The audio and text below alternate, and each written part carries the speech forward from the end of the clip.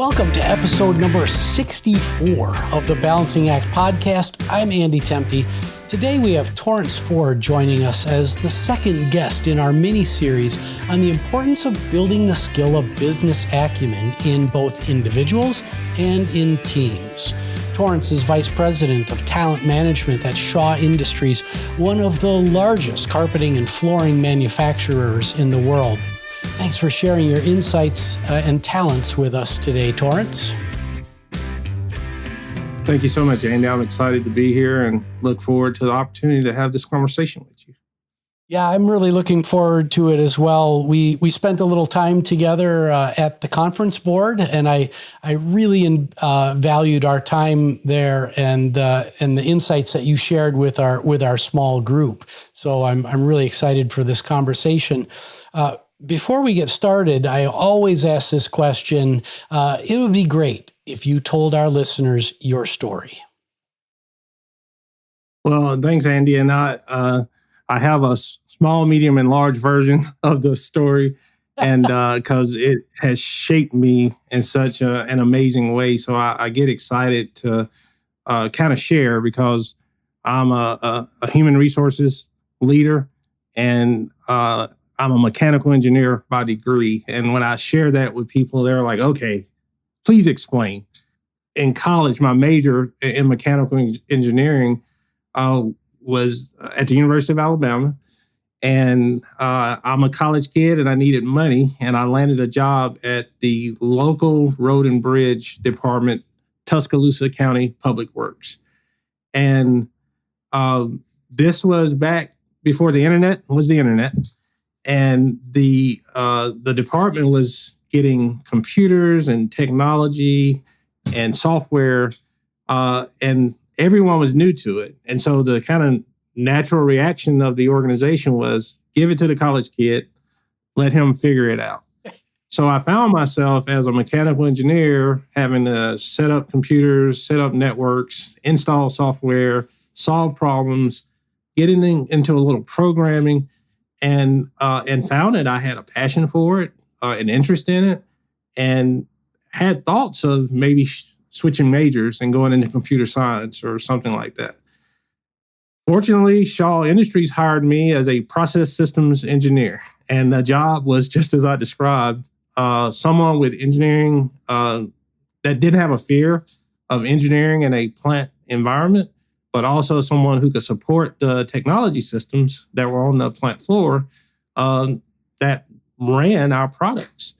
And I found myself, as someone who grew up as a Star Trek fan, I found myself feeling like I was Scotty in engineering, taking care of keeping the Enterprise flying. And I absolutely loved it. What this led to, Andy, was that department was growing. Shaw was investing in information technology and in automation. The internet was becoming the internet. And I found myself learning and growing and taking on new responsibilities. And I got my first opportunity to become a leader of people, a manager. And I started out with just a couple direct reports. It went from 2 to 5 to 10 to 15 to 20. And at some point along that growth curve, I figured out I needed to learn how to lead people. I went from being the smartest or best software developer to having people who were smarter than me and better than me when it came to building and supporting technology. And the real need there was around leadership. However, in 2018, my phone rang and it was one of the recruiters at Shaw. And they said, hey, Torrance, there's a job that I think you should consider. And it's in human resources, and it's leading talent management. And it kind of struck me because I never saw myself as a human resources professional. But this recruiter explained to me that all the things that you do, you lead the diversity council, you build strategy, you're learning, you help us go on campus and recruit talent. All the things that you're passionate about are part of talent management at Shaw. Outside of technology and managing and leading technology solutions, this job really aligns well with you. And I pushed back, and he just asked me to read the job description, talk to friends and family, and called him back the next day and let him know what I learned from, the job description and friends and family. And sure enough, I talked to about a dozen people, and unanimously, the feedback was, yes, Torrance, that is you. I think you should at least give it a try. And I went into the interview process with an open mind saying, hey, I think I'm going to get some experience here and maybe discover a pathway that I could take in the future in my career. I was blessed to have the opportunity to have the job offered to me in June of 2018. And here I am almost 4.5 years later, coming to you as the Vice President of Talent Management at Shaw. That is wonderful. I knew we had a connection. We're both introverts. We both like Star Trek. We're both accidental managers of a sort. Kind of fell into management and learned leadership on the job. So I just love it. If there's one event in that arc that you just described that just put rocket boosters behind you in your career, what would that event be? Okay, Andy, I'm going to cheat here. You said one, so I'm going to double that and give you two, but I'll be quick. The Nice. First one is outside of the arc of that event, and it's actually when I was in high school, and it's how I became interested in engineering. I was taking high school drafting. This is before AutoCAD, and my drafting teacher saw that I had potential, and he came up to me one day, handed me an application for a summer youth minority engineering program at the University of Wisconsin-Madison. And he encouraged me to consider it. And I wanted to stay that summer and practice for football so I could be a superstar on the football field. He helped me calibrate what my future opportunities would be. And I found myself on a Greyhound bus headed to Madison, Wisconsin the summer after my junior year in high school. And that is where I got introduced to college, to engineering, and discovered my passion for, hey, I can do something more with my life force to help myself and help my family.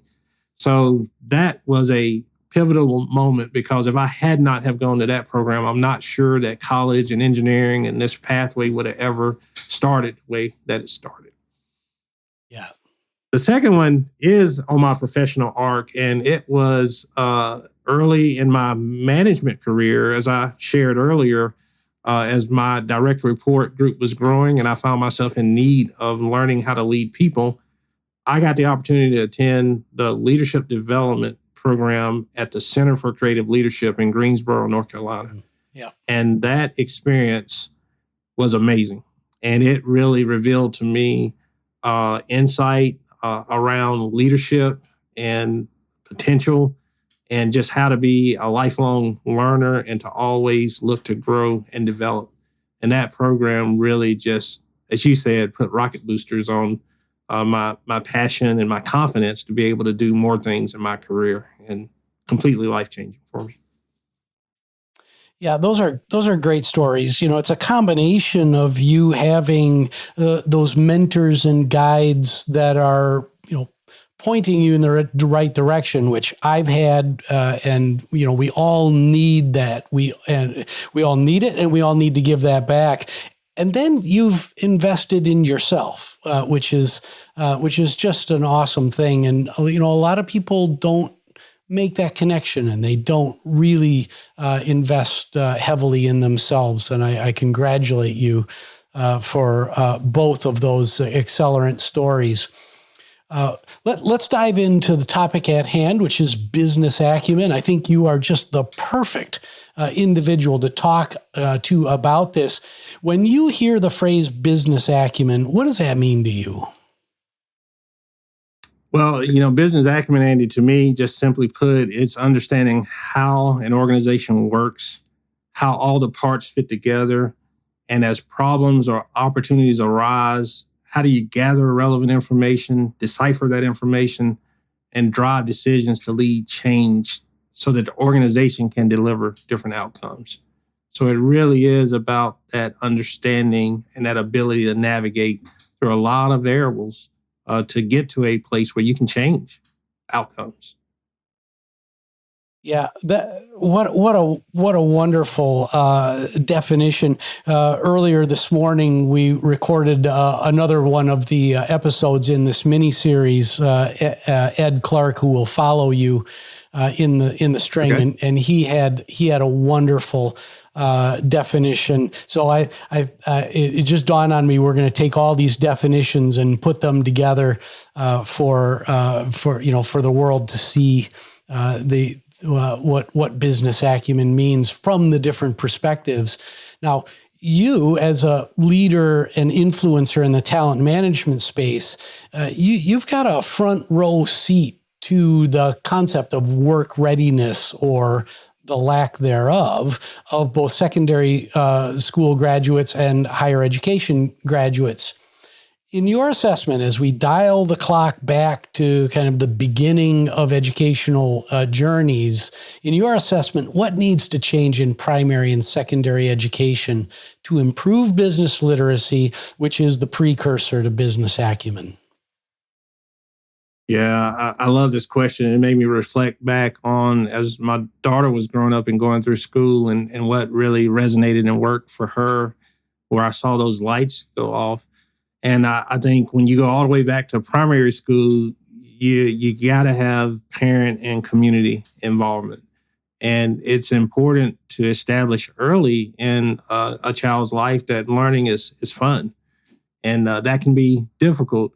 But the earlier and the sooner you can get someone in that mindset, it really clears the pathway to get those fundamentals that you can build upon from a learning standpoint. And, I realize there's a lot of societal challenges with that. And the community piece is an important part to have involvement so that you really can help families overcome some of those forces that work against our kids at an early age. When I think about secondary education, the parent kind of gets a little bit pushed to the side. I remember when my daughter was going through that phase, and it was hard to even reach the school past dropping the kids off, and that only gets worse as they get older. Yeah. So I think when it gets to that point, is strong partnerships between businesses and schools are key drivers there. Workforce development for companies is a key program. And I'll talk about Shaw a little bit here from a workforce development standpoint, having programs like First Robotics, offering part-time employment opportunities for high school students, having summer camps. We do a summer DEM camp for students. And then there's absolutely wonderful programs out there like Junior Achievement that really takes and invests in students in a way to put them in situations where they have to think about how things work, and it can help them discover where their passions are and really open up their minds to the art of the possible when it comes to business and where they see themselves going. Yeah, I love your primary school message, which is, hey, let's help make learning fun and approachable, especially at the family level. I think far too many parents remember their education as drudgery, and then project that onto their children, that, oh, you just got to get through this, instead of the embracing all the possibilities. So I really, really appreciated that perspective. With me being a Trekkie and a technologist, I tried really hard to turn my daughter into a computer scientist. And for about 10 years there, I had it figured out. And at some point, it became clear she was less interested in that path. But for a while there, it was fun. Yeah. And but as kids change, as their interests change, you have to find out what's fun for them, and then invest in them in that way. Yeah, I bet she has just wonderful memories, though, of that time. Let's move on to post-secondary school and run a little thought experiment. Imagine that you have a technical college or a university chancellor right in front of you right now. What advice do you give to them to set their grads up for success in the workplace as it relates to business acumen? Well, and I can speak to some traditional ways and then maybe some non-traditional ways. But from a traditional standpoint, there's a lot of great programs like cooperative education programs and internships, design projects that can be done in partnership with industries. And these are fantastic ways to get real world experiences and exposure to job skills that are needed to be successful beyond school. Um, I feel it's important for young men and women to get that exposure as early in career or their educations as possible. And those experiences give context to really help better understand how what you're learning applies. And I think back to when I was at UW-Madison, one of the best things for me to really discover that passion for engineering was the time that we got outside of the classroom to go into factories and to go into businesses and talk to engineers and understand what their careers were and the jobs were. And I saw things that really just opened up my mind to, it's like, wow, I see myself doing that one day. And that gives a lot of fuel to help propel you through an engineering program or challenging assignments or that tough class that you have a hard time getting through, because you can kind of see what the end game is. When I think about our company and some of the experiences that I've seen from co-ops and interns as a software engineering manager, is just having a healthy pipeline of constantly introducing students to industry and training them. And as we were going through that growth boom at Shaw when it came to automation and technology, I remember having so many co-ops and interns, students from college, that it kind of had a hospital residency feel to it. It was constantly people with experience and tenure investing in those that were newer to the workforce and really teaching them how the organization operated and how they can grow the skills and the capability to be part of the organization. So just creating a sense of pouring into others from those who have knowledge and have experiences to create that community growth. I think from a non-traditional standpoint, I think having a mindset of business incubators and accelerators is creating an environment that gives real life experiences and to give students ownership.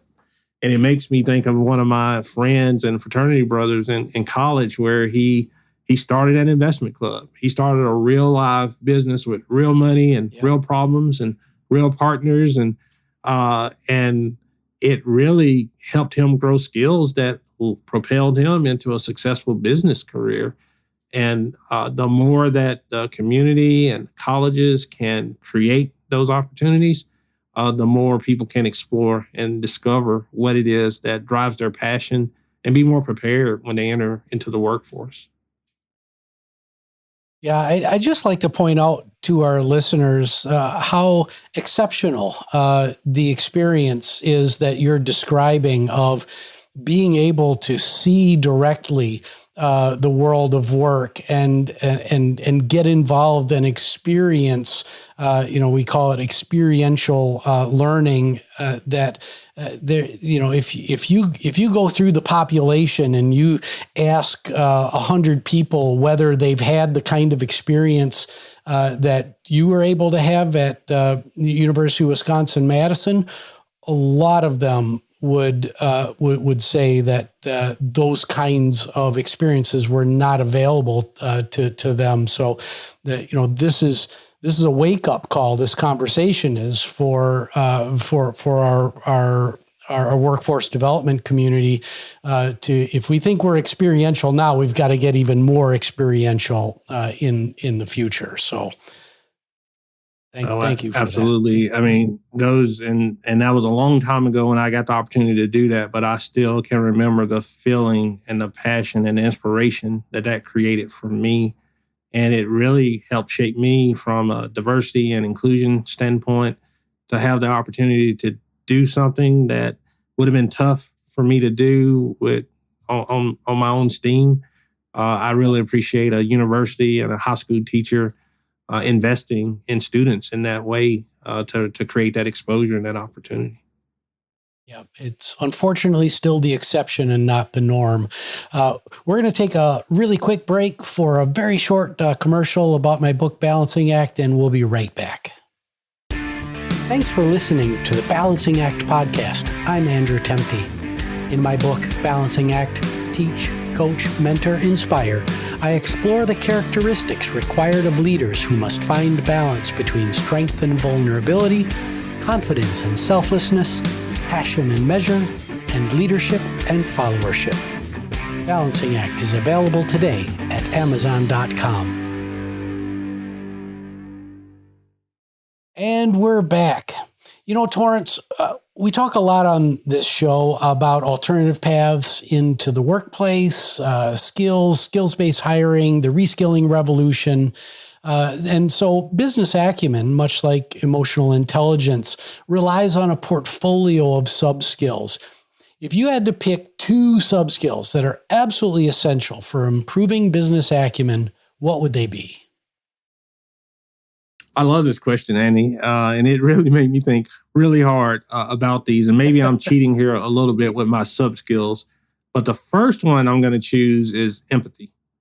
The ability to understand and share the feelings of others is how empathy is defined.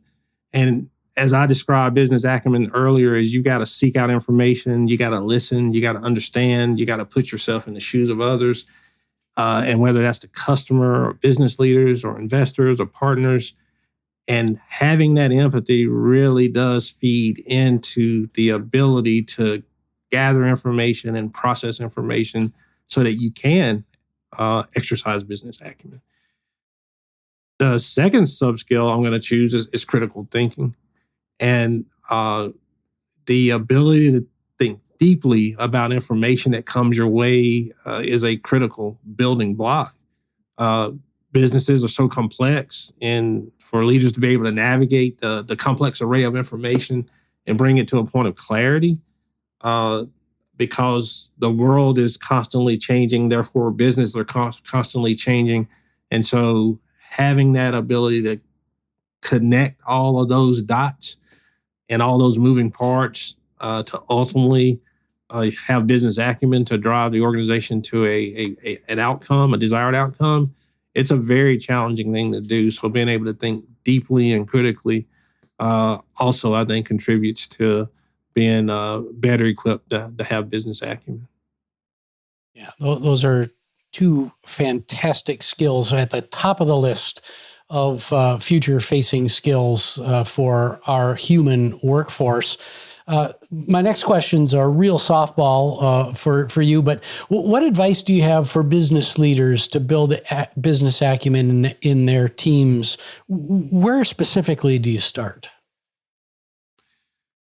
So I'll go with the ABL, always be learning. And I think leaders have to have that mindset for not only themselves, but for the people that they lead. And you think about the 70-20-10 model. And so experiential, as you spoke about earlier, is key to really developing that capability. But I do not want to take for granted the 10% of learning. And to me, the 10% is equivalent to having a car that won't crank. You got all the goods that you need to go from point A to B, but if the car won't start, you can't get there. So I think, as an example, some of the things that my company does is we have a talent enablement group, and that group does an Explore series, which they will find business leaders who have expertise and knowledge and that they're willing to share with the organization. And now, thanks to all the great virtual technology, we can be even more inclusive with a broad group of leaders across the organization to learn something that they otherwise would not have the opportunity to learn. And that always be learning mindset is one at which individuals and leaders and organizations have to be willing to take the time to allow someone to invest an hour or two in something that's not tactical and it's not directly tied to what they're trying to accomplish in the moment. And that really creates an environment where there's more awareness about the broader organization and all the different parts and subparts of it and how they fit together. It opens up the mind to opportunities that you may not have known about. It creates, maybe an opportunity for stretch assignments and doing things that might pull you in a different direction. And ultimately, as careers progress, much like I talked about my career pathway, job opportunities and maybe career changes or working in a different way can all be opened up because you have that always be learning mindset. And I issue a warning here for leaders is it's easy on a case-by-case basis to say, hey, the talent enablement group has this program, it's 2 hours long, we're going to skip it for the sake of what's priority right now. Collectively, that mindset leads to you skipping things for not only days, weeks, months, years, and you find yourself in a position where you don't have the muscle to be able to learn. Because I think that key skill there is the ability to learn so that you can adapt and do things different because the world is changing and it's changing fast. And so we want leaders to keep that muscle strong and healthy. Yeah. Yeah, that short-term mindset as it relates to learning and growth. And what I mean by that is, hey, we've got to get this stuff done right now.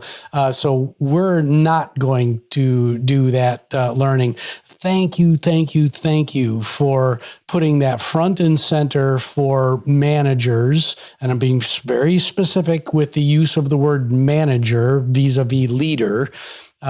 To recognize that you've got to make the time and space for learning. So thank you for that.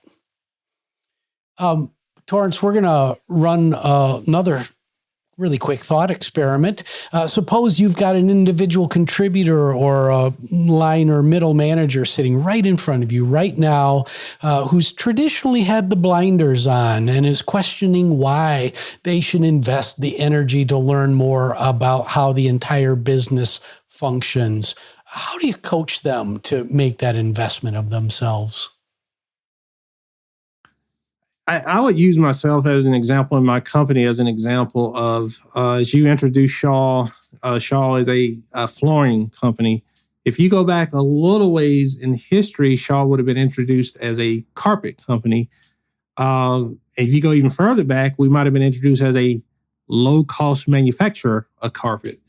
And you look over my history at Shaw, Shaw has transformed from being that low-cost residential manufacturing producer of carpet to being a global flooring solutions provider that's hard surfaces and soft surfaces and sundries and all kind of services and ability to loan money to businesses for flooring.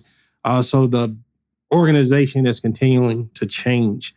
And much like I spoke of a second ago, if you're not careful and you're inside of an organization and you're denying yourself or preventing others from the opportunity to learn, it's really the world's going to change so fast that it would be impossible for you to stay pace with it. I'll use an example here. Something I'm doing in December is for the third year, I'll be running in St. Jude in Memphis, Tennessee, where they're raising money to cure childhood cancer. And I don't like running, but I love the purpose. And when I'm training for this, I often think of, what if I just showed up in Memphis in December to run a 10K? You just can't do it. I can't do it. Maybe some people can. You have to train yourself, develop your body, build a discipline, build a muscle so that you can sustain what you know you're going to face in the future. And when I see leaders who are not willing to invest in others in a way to develop them over time, I know we'll find ourselves in a situation one day where somebody just won't be able to cope with all the change that's going to hit them, because there are products and there are businesses that were part of Shaw. The facility that I got hired into, it's closed. We don't make those type of products anymore that we made in that facility. So the world will change, and learning and investing in others' learning is a huge part of just what you have to do to compete in the world today. Yeah. Thanks for that. So I would be remiss to not take advantage of your position as Vice President of Talent Management to not check in to see what's happening on the supply and demand curves for talent across our economy. As we all know, the pandemic significantly altered the shape of the demand and supply curves for talent, and frankly, the demand and supply curves for everything. What do you think the new normal will look like in the marketplace for talent?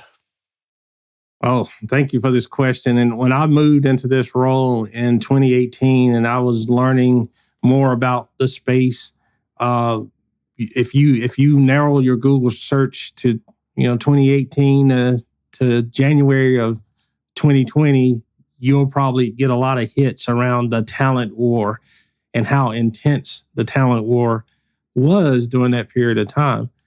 We thought it was a talent war and we thought it was intense. Right now, we're really feeling it when it comes to talent. And just some quick numbers that I want to update or share on is unemployment rate still is at 3.5%. It's been hanging around 3.5, 3.6 for a while now. The labor force participation rate, 62.3%. Before the pandemic, it was at 63.4. It got as low as 60.2, but 62 is kind of where labor force participation is at. Yeah. When you look at the working age population, it's people 15 to 64 years old. It's around 208 million people. To answer your question about the labor market, here's the killer. There's 10.7 million open jobs, and there's 5.8 million job seekers. So there's a lot of jobs out there that need to be filled, and there's nowhere near enough people to fill those jobs. So what I would say is, from the new normal standpoints, at this point, some people would say, well, Andy, we just got to learn how to do more with less. And that's not my stance. I feel that mindset is really what's led us to overworking ourselves and ultimately leads to disengagement in organizations, which we know is at an all-time high just across the board.